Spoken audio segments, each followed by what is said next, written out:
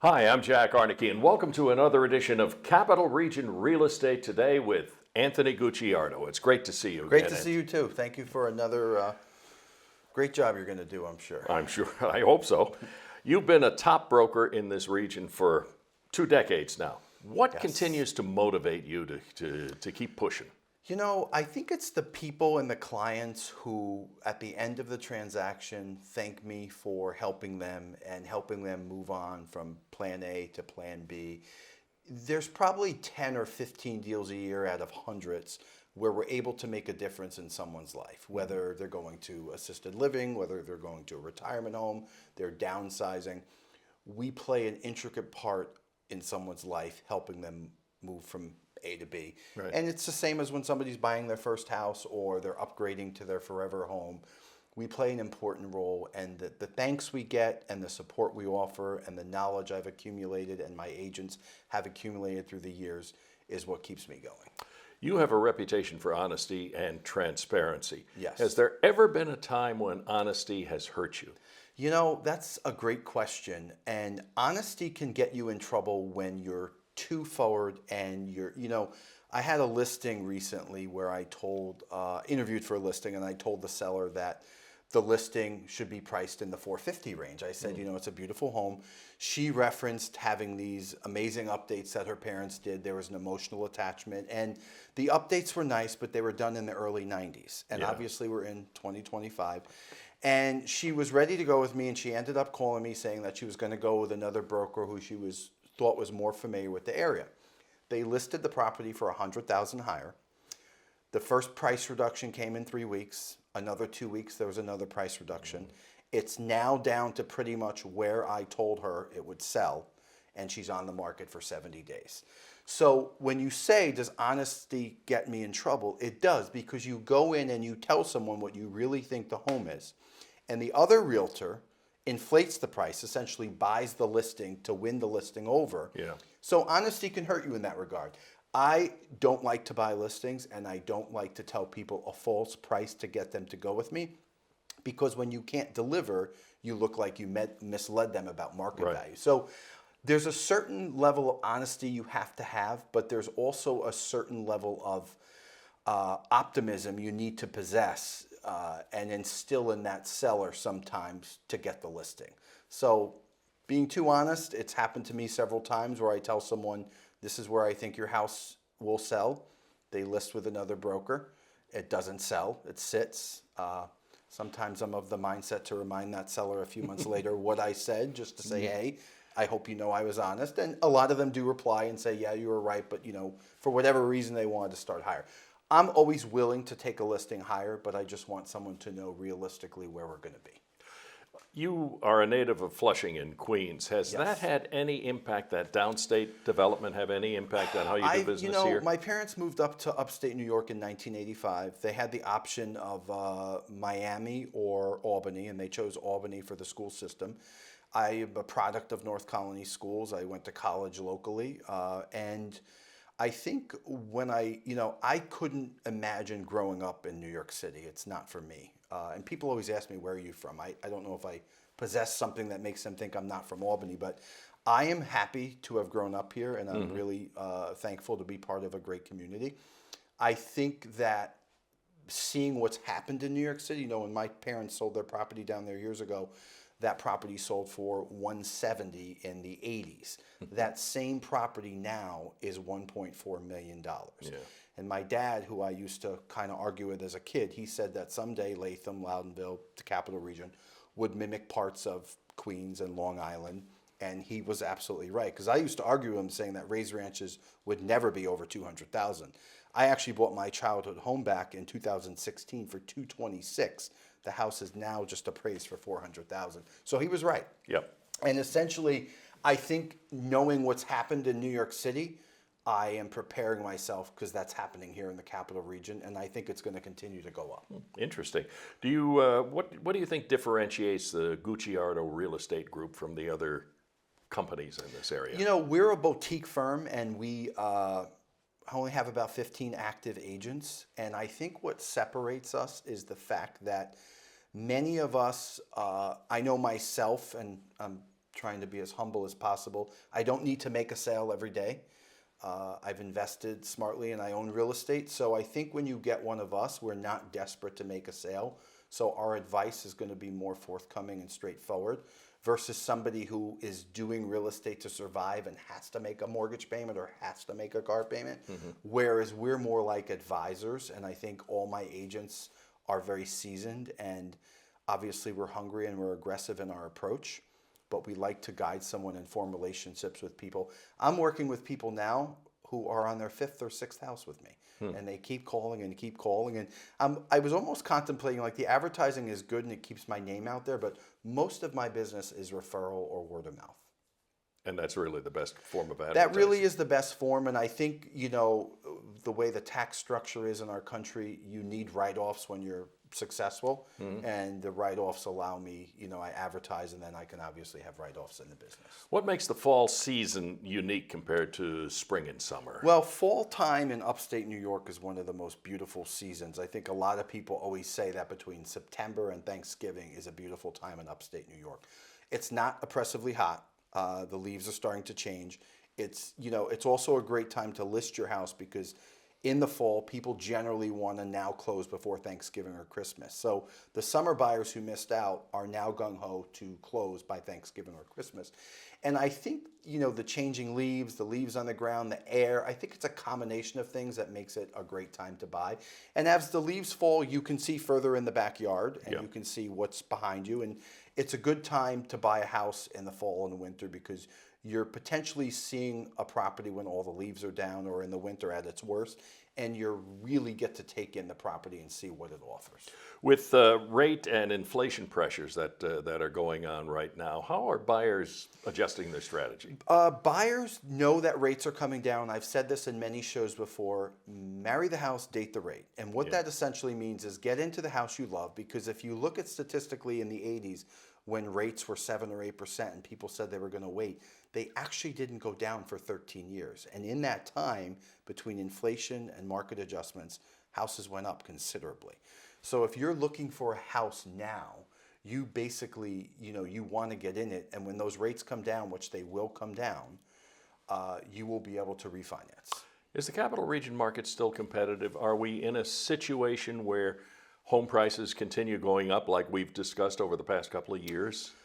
You know, my parents bought in 1987, and from 87 to probably right around 2001, you didn't see a huge jump. In fact, I'll give Omega Terrace as an example. Some of those houses were in the high ones, low twos, and if you sold within 10 years, you pretty much got that. Some people even lost. Fast forward to 2003, they jumped up to close to 300. And then fast forward all the way to COVID, they're now in the 500 and 600 range. So we have gone up consistently in the Capital Region. I think the biggest jump we've ever seen was between 2020 and 2024, and that was the COVID-fueled real estate market, where houses that were $450 were now going for $750 and $800. Even in Clifton Park, I do a lot of business there. We're seeing houses $800,000, $900,000. Some of them have pools, some of them don't.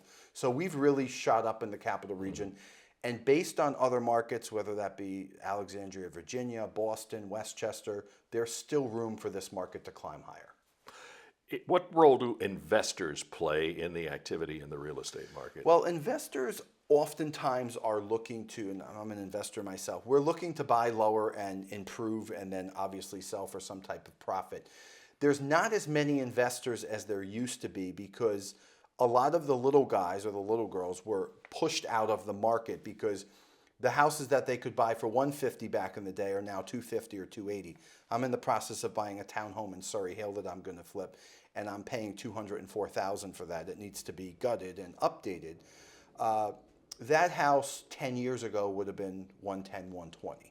$110, $120 is more affordable to a larger group of people than say $200,000, because not only do you need the $200,000 to buy it, you need the $50,000 or $60,000 to improve it. So investors play an intricate part in our real estate community because they are buying and selling houses, they're stimulating the economy, they're putting contractors to work, they're putting landscapers, mulchers, and they're allowing a buyer to move into a house essentially move-in ready. Okay. You often emphasize staging. talking about move-in ready. Why is staging a home so important? So I took over the condos in Vly Point. They were listed previously, and we took over. We kept the prices the same. I'll put Vly Point on the screen. We have 5 units remaining. Beautiful condo community by Viscusi Builders.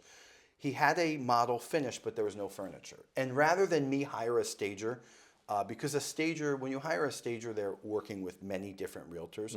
I like to stand out and be different. So I said to my associate Karen, who's helping me, I said, you know what, let's go spend 10 grand. We went to Raymore and Flanagan. We bought stylish furniture. We staged the units. We now have 4 under contract, so 50% sold out. And I think that staging really does make a difference to some degree. Now I'm listing a house in Troy soon for $299,000. In that price range, the house doesn't necessarily need to be staged. But when you get to that higher price point, a little furniture, a little decor, a little decorative items, they do make a difference. Something as simple as towels in the bathroom and some candles. This time of year, mums are great when you come up. So staging definitely helps. I would prefer to talk to the client, and once they agree to engage my services, I will go over with them what they need to do and if we can offer staging for them. Can you share a specific instance, a sale where staging made a huge difference? Crimson Circle in Troy. I had a beautiful ranch home that a longtime client of 25 years built. It was a very hilly lot, but it was a great lot. If you were coming from California, you would have loved it. But for the capital region, it was a hilly lot. And I told the seller, the builder, I said, we got to stage this. And we did stage it, and it sold within about 45 days for a good price. The condos are a perfect example of that was previously listed by another realtor. None of them sold. We took over, we staged it, and it made a difference. I think when people can visualize and see how rooms are set up, and listen, at some point, every realtor is going to list a house that they can't sell, whether it be the timing on the market, or a difficult client, or structural issues. I'm not sitting here saying that we're extra special because we took something over and sold, but sometimes a fresh set of eyes helps. Absolutely. Can you, how do you explain to a seller the importance of correct pricing in today's market? That goes back to the honesty question because, you know, everyone has an opinion when it comes to real estate. And now more than ever, you know, I've been doing this 24 years. And if I had to go back and do it again, I probably would have never done billboards. I would have kept my success low key and quiet because so many people have got involved in the real estate market and everyone wants to be a realtor and they think it's a quick job and a quick buck. But a lot of the inexperienced agents, in order to get business, they will inflate the price to get the seller's hopes up, lock them into a contract. Either it sells and they look great, or it doesn't sell and they have to reduce it, or the seller gets frustrated because they know they were misled. They cancel the contract with that agent and then they hire someone like myself. They always say you want to be someone's second or third real estate agent because the first one, they're going to play games. The second one might play more games, but by the third time they're exhausted and they want to sell the house. So I love getting listings that have been previously listed by other agents because there's a certain level of expectation they now realize, and it makes my job a little easier when they've played games with 1 or 2 other agents. And now we want Gucciardo because we want it sold. Is pricing too high the biggest mistake? Pricing too high is the biggest mistake, but anything as simple as a pet odor, a dirty front door when you come up, anything that's going to set the tone, that's going to say, you know, I've purchased over 50 homes in my career, and I know within 10 seconds. I don't have to be in there for 2 hours. I don't have to measure every room. I don't have to go back 5 times. I don't have to bring my relatives. I don't have to bring my uncle. I don't have to bring my mom's friend who's a contractor. I make a decision quickly. And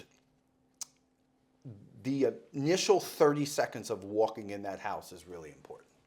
Real estate, selling a home, buying a home is always an emotional process. How do you deal with a client's complaints or objections in a way that maintains trust? The important thing to realize is that a real estate transaction is often filled with emotion. I always hear people say, oh, realtors are going to be eliminated soon. Realtors are going to be extinct. And I really don't think that's going to happen, at least in my lifetime, because there's an emotional aspect to it and there's a personal relationship that a machine, a computer, or an app is not going to be able to fill. Right. And I think what I do is I try and put myself in people's shoes. It is a big transaction, probably one of the largest transactions of someone's life. And you need to be delicate. I've purchased homes in Florida and I've been a little antsy and somewhat emotional. I'll tell you a quick story. I purchased a condo in 2004 and made about $100,000 on it, was going to sell it. And I said, I don't want to sell it because my parents decorated and I felt bad for them. And my dad said, sell it. He said, sell it, Tone, take the money and run. I didn't listen. Then the mortgage crisis happened in '07. It went from being worth $350 to $125. So my emotions got me in trouble, and it took me 15 years to finally get that offer again. So I always try and relate to people because I've obviously been emotional before myself in transactions, but it's easier when you hire a realtor because we have no emotional attachment to that house. Have you ever had a difficult client situation that ended up being one of your big successes? Oh God, I've had some difficult clients. I always like to say I would that I imagine. get the engineers, I get the scientists, I get doctors, I get lawyers. I think if you understand someone's personality, there's so many stories I could tell you, but I think the biggest success stories are when a property has been listed. Last year I had a $1 million listing I interviewed for in Guilderland, did not get the listing. They went with another large national firm. Lo and behold, 6 months later, guess who they called because their house didn't sell. So I get the listing. It sells exactly where I said it was a year prior. And that's a success story because, yes, the people didn't hire me initially, but they came back to me the second time because they realized I was being honest. The other realtor, obviously was not able to deliver. And there's countless stories I can share. I think when it comes to that, I would advise people to look on my Google and Zillow reviews and see what people have said because I could spend 3 hours telling you stories of, situations. And I think some of the other situations are when I had a lady, she was dying. She had to get to Tampa to a special cancer hospital. And another company in the area who's very well known, which you can certainly call, they offered her $140 for her townhouse in Clifton Park. I went up there. I said, I can give you $190. She took it. I resold it, made a profit. Everyone was happy. And she was thrilled. Unfortunately, that woman passed away a few months later. But had she, accepted $60,000 less, that would have been obviously a big chunk of money. Absolutely. That her estate didn't get. Yeah, absolutely. How do you balance giving a client advice that they need while still respecting their emotional attachments to the property? Well, you want to try and help the client take the emotional attachment out. For example, if somebody planted a tree 20 years ago and they want to take it with them, that's perfectly fine. You can replace it with something else. But to think that you're going to get $150,000 more because your late husband or your late brother, did some work on the house, a buyer may not see the same value that you see. And just because somebody did some work or sweat equity, you should be compensated for anything you've done within reason. Right. But there's a certain level of emotional aspect that buyers do not take into consideration and realtors don't take into consideration. And I've always said, people will say, oh, I have so many memories in this house. Yeah. My argument to that is, no, the memories are up in your head. They're not in the house, and you take those memories with you. It's funny you said that because when I didn't want to sell my childhood home, which I ended up buying back, but my mom said when we moved, which was 2002, she said, the house is just four walls. Yeah. We're the family. We're the ones who made all the memories. We're going to make new memories somewhere else, which happened to be this house I'm in now for a few years. And emotions, people get caught up in emotions sometimes, and it's really important to, as realtors, I like to think of myself more as a counselor and an advisor and talking somebody off the ledge and giving them scenarios and helping them because moving is stressful. I mean, Sure it is. I've been in my house here 24 years, and there's a reason why I don't move every 3 or 4 years. But I have clients who are on their 5th, 6th, and 7th house with me. They'll only work with me, and they move because it's exciting to them. And to each their own. Everyone has something different. Yep. Real estate's highly competitive. How do you stay ahead of the game? How do I stay ahead of the game? I think the best way, years ago, there was a very smart realtor, probably one of the most successful realtors in the capital region, and she told me, you're not going to make friends with realtors. She said, if you're successful, do your job, do it well, the money will come. But she said, stay away from the competition. And that's what I do. I kind of stay with my agents. I don't go to, real estate functions. I try and focus on client customer service and doing the best job for my clients, because at the end of the day, they're walking billboards, essentially. They're going to tell people, their experience with us. And unfortunately, in the industry, even if you do everything right, you will sometimes have people who will blame you for the roof that leaked 3 years later, or, there's always little things that I think are explainable. And I always put myself in a situation, if there was a complaint filed or a panel of judges, would they find fault? And generally, I find that the judges, at least in my case, would probably side with me, because what happened was very explainable. So that's how I like to operate. And that kind of sounds like good advice for a young agent trying to start out in the business. I don't recommend getting into real estate anymore. I really don't. I think it's so oversaturated that I got in it at a great time, and I obviously bought real estate along the way. I'm doing big projects too. But I realized that when, I started, the average age was 62. I was 22. There was only about 1,400 active agents in the capital region. There's now over 4,000. Wow. Everyone knows 5 realtors. And people really won't hire based on merit. They will hire their neighbor who just got their license to do them a favor. So I always tell people, you want the most experienced doctor, you want the most experienced pilot, but I can't seem to instill in people's head that you want the most experienced realtor. They seem to just hire any Joe or Mary who just got their license, and then you see them in 6 months and they tell you how bad their experience was, and you say, I told you so. How important is networking and personal contact?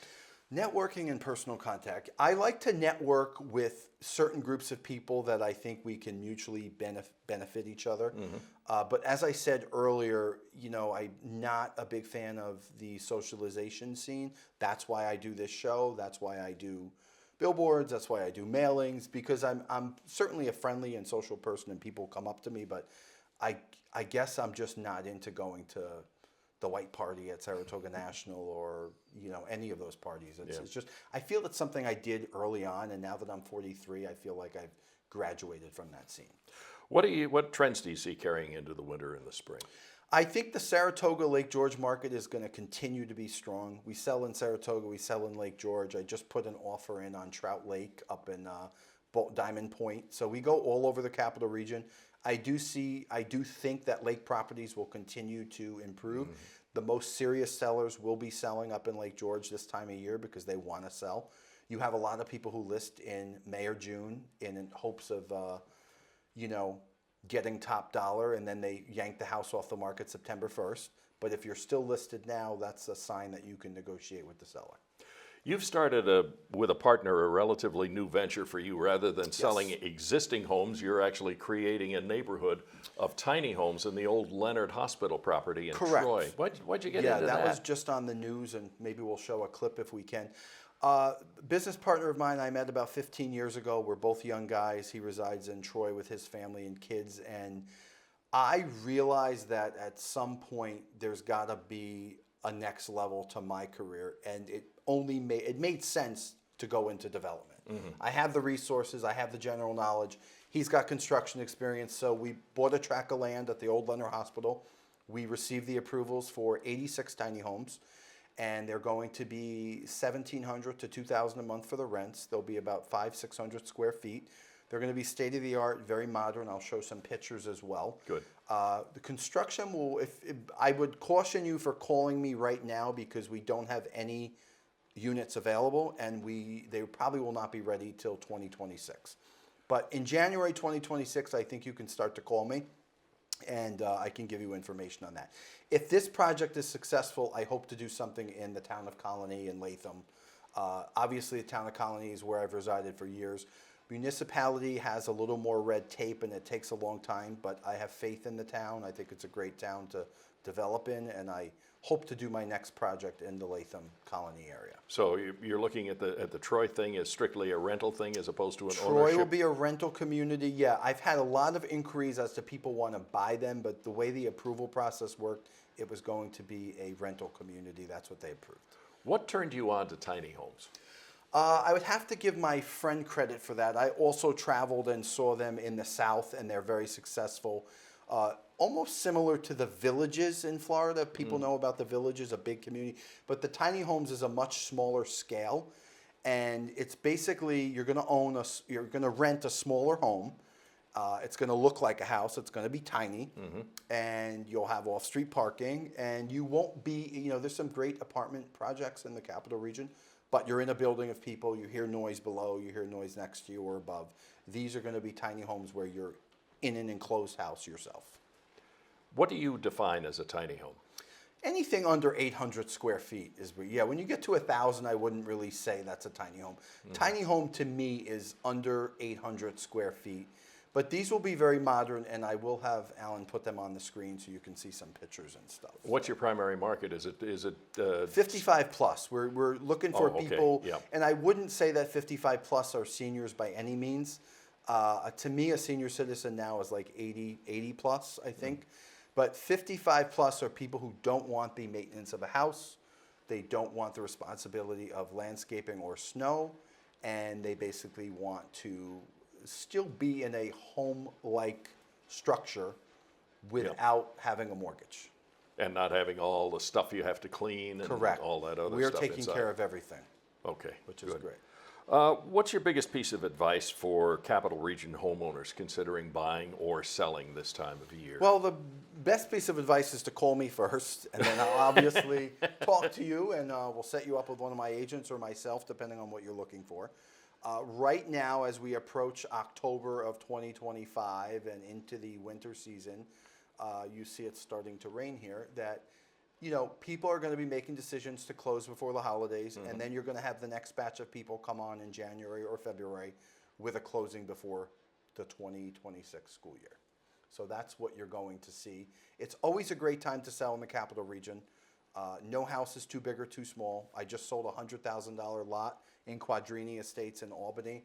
We've sold $2 million homes, so we go all over the place, and we don't discriminate in any way when it comes to sales price. Well, you talk about big homes, you talk about tiny homes. You yeah. do We do it all. gamut. I mean, I think we're a one-stop shop real estate firm where, you have some brands that are strictly luxury, and I love selling raised ranches as much as I love selling a $2 million home in Loudonville or Saratoga. Okay.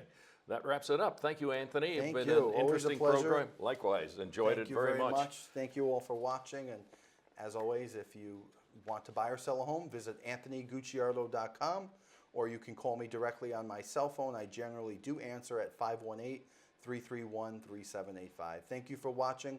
Have a wonderful fall and holiday season.